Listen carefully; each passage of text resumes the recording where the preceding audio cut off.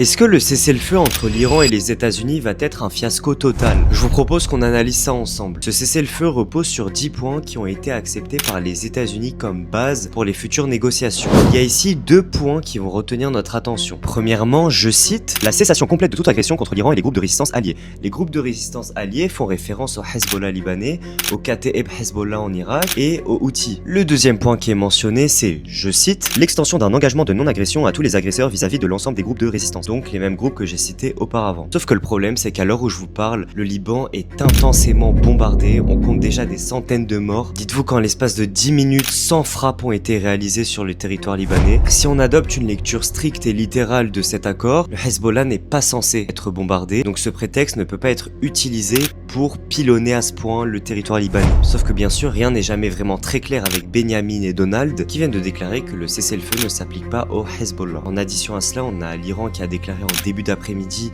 avoir abattu un drone ennemi. Donc on a déjà une mise en garde de la part de l'Iran contre une violation du cessez-le-feu. En espérant apercevoir une lueur de paix prochainement, je vous dis à très bientôt.